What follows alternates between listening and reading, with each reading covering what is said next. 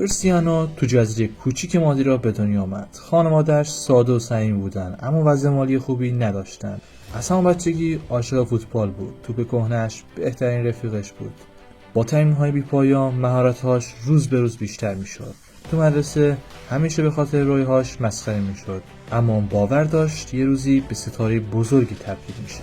تو 12 سالگی کریس خانواده رو ترک کرد تا به لیسبون بره. زندگی دور از خونه سخت بود، تنهایی، دلتنگی و حتی گرسنگی، اما عشق به فوتبال بهش قدرت میداد. تو آکادمی اسپورتینگ لیسبون همه را شگفت‌زده کرد. تو اولین بازی حرفه‌ای استعدادش مثل یک جواهر میدرخشید. خیلی زود باشگاه بزرگ بهش پیشنهاد دادن. کریستیانو رونالدو به منچستر یونایتد پیوست و ستاره شد. با تکنیک، سرعت، گل‌هاش همه رو مجذوب کرد.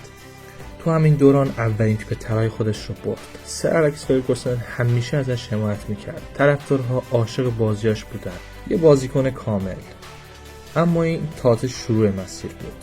انتقالش به رئال مادرید یه نقطه عطف بود. تو این باشگاه به یه افسانه تبدیل شد. رکوردهای گلزنی رو شکست و لیگ قهرمانان رو بارها برد. رقابتش با مسی جذابیت فوتبال رو دوچندان کرد. هر گلش مثل یه اثر هنری بود. اما کریس همیشه به بیشتر فکر میکرد.